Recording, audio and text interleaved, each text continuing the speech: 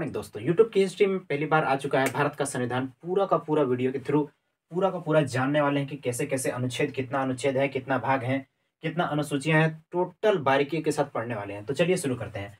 भारत का जो संविधान है वो 26 जनवरी 1950 को लागू हो गया था।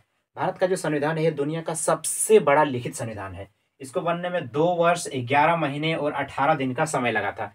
भारत का जो संविधान था वो 26 नवंबर 1949 को पूरा का पूरा बन गया था। इसलिए क्या होता है कि 26 जो है नवंबर है, उसको संविधान दिवस के रूप में मना जाता है। लेकिन जो 26 जनवरी है उस दिन इसको लागू किया गया। 26 जनवरी 1950 को इसको लागू किया गया। वर्तमान समय में 395 अनुच्छेद हैं संविधान में, 22 भाग हैं और 12 अनुसूचियां हैं।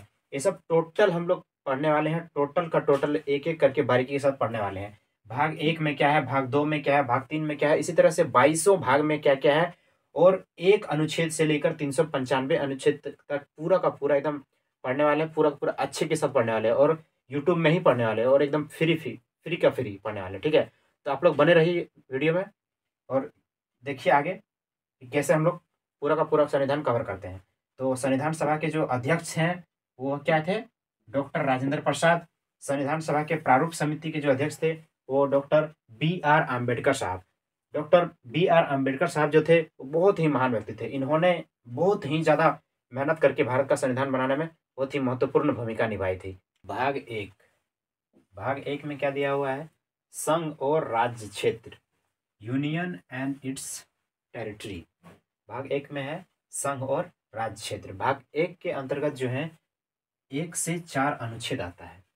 1 से 4 अनुच्छेद आता है भाग 1 में। तो अनुच्छेद 1 क्या कहता है वो देखते हैं।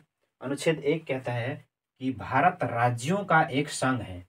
भारत क्या है, राज्यों का एक संघ है। संघ यानी कि यूनियन है, अर्थात इसके राज्य कभी भी टूटकर अलग नहीं हो सकते हैं। एक बार जो राज्य बन गया वो बन गया, कभी भी टूटकर अलग नहीं हो सकता है।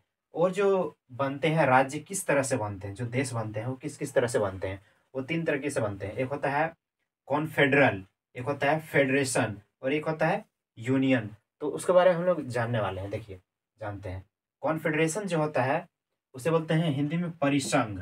परिसंघ बोलते हैं। परिसंघ उसे कहते हैं जिसमें छोटे छोटे राज्य आपस में जुड़कर और अपनी थोड़ी थोड़ी शक्तियां केंद्र सरकार को देती है। थोड़ी थोड़ी संख्या क्या कहते हैं, केंद्र सरकार को देती है और एक देश का निर्माण करती है। उसे क्या कहते हैं, परिसंघ कहते हैं। परिसंघ बहुत ही कमजोर होता है, ये कमजोर होता है। ठीक है, इसमें कोई भी देश आसानी से अलग हो सकता है। जैसे कि पहले बॉन्ड बना लिया और क्या हुआ, एक केंद्र सरकार बनाया और उसको सारा शक्ति दे दिया, थोड़ा थोड़ा शक्ति दे दिया और उसको यूज करने के लिए शक्ति बोला। लेकिन ये कभी भी मतलब अलग हो सकता है। वो उसको बोलते हैं कॉन्फेडरेशन यानी कि परिसंघ। और दूसरा होता है फेडरेशन, इसको भी हिंदी में बोलते हैं संघ। ठीक है, संघ बोलते हैं। और यूनियन को भी हिंदी में संघ बोलते हैं। तो इसको इंग्लिश में बोलते हैं फेडरेशन। फेडरेशन क्या है, राज्य मिलकर एक देश का निर्माण करते हैं और हर राज्य क्या करता है, अपनी कुछ शक्तियां देश को दे देता है और देश को कहता है कि आप इन शक्तियों का प्रयोग करिए। ठीक है, आप इन शक्तियों का प्रयोग करें।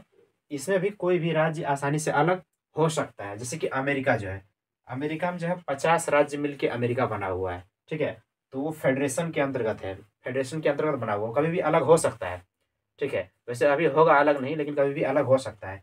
ये अमेरिका जो है 50 राज्यों से मिलकर बना है, उसको कहते हैं फेडरेशन बोलते हैं। और एक होता है यूनियन। यूनियन को भी हिंदी में बोलते हैं संघ और फेडरेशन को भी संघ बोलते हैं। इंग्लिश में इसको बोलते हैं यूनियन और इंग्लिश में इसको बोलते हैं फेडरेशन। तो ये यूनियन है। ठीक है, इसके राज्य कभी भी अलग नहीं हो सकते हैं, कभी भी अलग नहीं हो सकते हैं। जैसे भारत, भारत में क्या है, 28 राज्य हैं। ये कभी भी अलग नहीं हो सकते हैं। एक बार बन गया तो बन गया, कभी भी अलग नहीं हो सकते, उसको बोलते हैं यूनियन। और भी आगे पढ़ने वाले हैं हम लोग, अनुच्छेद 2, 3 ऐसे आगे करके आगे और भी सारा अनुच्छेद कवर करने वाले हैं। तो बने रहिए वीडियो में। Thank you.